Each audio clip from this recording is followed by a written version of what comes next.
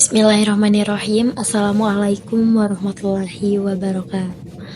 Alhamdulillahirabbil alamin, wassalatu wassalamu ala asrofil anbiya wal mursalin wa ala alihi washabbihi ajmain, amma ba'du.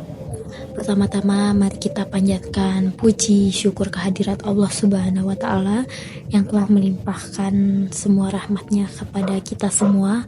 Tak lupa sholawat serta salam mari kita curah limpahkan kepada Nabi junjungan kita, yaitu Nabi Muhammad SAW, kepada keluarganya dan para sahabatnya, sehingga kepada kita selaku umatnya. Amin ya rabbal alamin. Hadirin yang dirahmati oleh Allah Subhanahu wa taala, izinkan saya pada kesempatan yang berharga ini untuk mengawali ceramah Islam yang bertemakan kepemimpinan atau sikap kepemimpinan Rasulullah SAW yang dapat kita teladani. Hadirin yang dirahmati oleh Allah Subhanahu wa taala, dalam kehidupan umat manusia di seluruh dunia, Islam mengajarkan tata cara dari awal kita bangun tidur hingga menjelang kita tidur kembali. Mulai dari tata cara sholat, berzikir, berdoa, menjalin hubungan dengan orang lain, bertetangga, bersosialisasi, hingga kepada kepemimpinan Rasulullah SAW, sebagaimana yang dijelaskan oleh hadis yang disampaikan oleh beliau, yaitu Rasulullah, yang dimana artinya itu setiap manusia adalah pemimpin, dan setiap pemimpin itu akan dimintai pertanggungjawabannya terhadap orang-orang yang dipimpinnya. Bisa dijelaskan dalam hadis ini bahwasannya kita sebagai manusia diciptakan ke dunia itu terlahir sebagai pemimpin. Pemimpin dari apa? Pemimpin dari segala makhluk hidup, mulai dari hewan kecil, tumbuh-tumbuhan, pokoknya semua yang diciptakan oleh Allah sebagai makhluk hidup di dunia ini, yang dipimpin atau yang menjadi pemimpin yaitu manusia. Hadirin yang dirahmati oleh Allah Subhanahu wa taala, mengenai kepemimpinan dalam perspektif Islam, model kepemimpinan Rasulullah SAW yang patut kita teladani, yaitu ada beberapa sifat yang dimana diantaranya yang ke-1 ada beriman dan bertakwa terhadap Allah Subhanahu wa taala. Apa sih yang dimaksud dengan beriman dan bertakwa ini? Nah, beriman, kita sebagai umat muslim, kita harus beriman. Kita harus mempercayai segala sesuatu yang terjadi di dunia ini itu semua atas kehendak Allah Subhanahu wa taala. Bertakwa, kita harus bertakwa. Apa? Yaitu kita harus menjalankan semua perintahnya dan menjauhi semua larangannya. Larangan siapa? Perintah siapa? Yaitu perintah dan larangan dari Allah Subhanahu wa taala. Yang keduanya yaitu memenuhi hak rakyat. Apa sih yang dimaksud dengan memenuhi hak rakyat? Di sini kita sebagai pemimpin harus peka, harus mengurus rakyatnya, harus memperhatikan rakyatnya. Apabila ada hak rakyat kita yang diambil oleh orang-orang yang tidak bertanggung jawab, maka tugas kita sebagai pemimpin yaitu bertanggung jawab atas hak-hak rakyat yang diambil oleh orang lain tersebut. Kita harus menggantikannya dan kita harus peka terhadap masalah tersebut. Selanjutnya di sini ada patona. Patona itu apa sih? Patona itu adalah cerdas.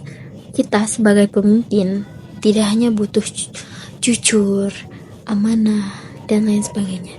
Tetapi di sini kita juga harus cerdas. Kenapa harus cerdas? Karena dengan cerdas kita bisa memilah dan memilih apa yang benar dan apa yang salah. Kita di sini bisa mempertimbangkan apa yang baik dan apa yang buruk.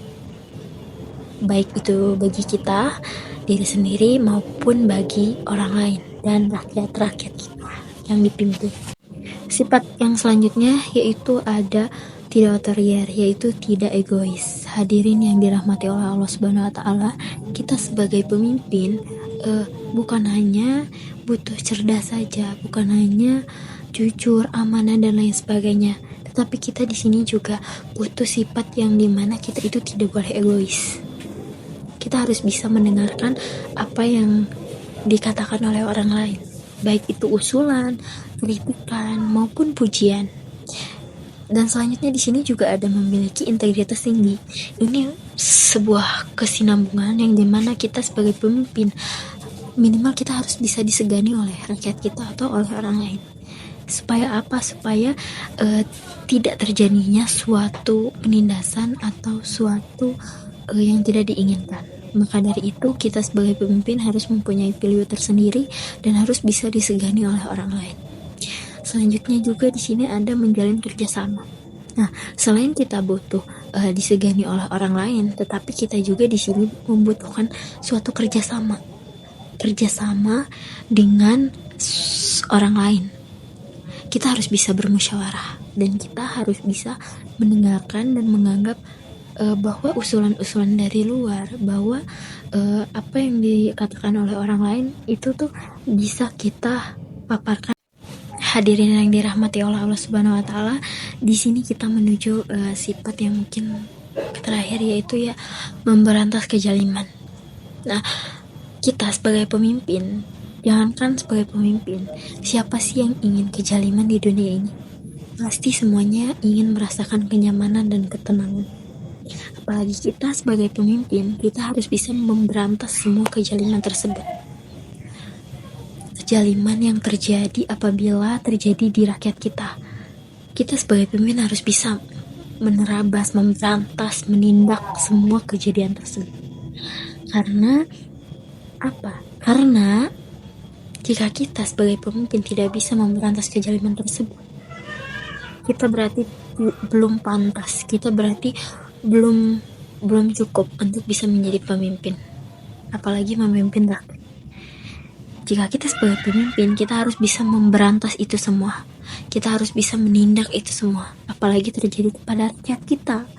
Sehingga rakyat kita bisa merasakan keamanan, kenyamanan, hingga ketentraman berada di bawah kepemimpinan kita. Mungkin hanya cukup sekian ceramah singkat saya, yaitu tentang sikap kepemimpinan Rasulullah SAW. Saya mohon maaf dan terima kasih. Wassalamualaikum warahmatullahi wabarakatuh.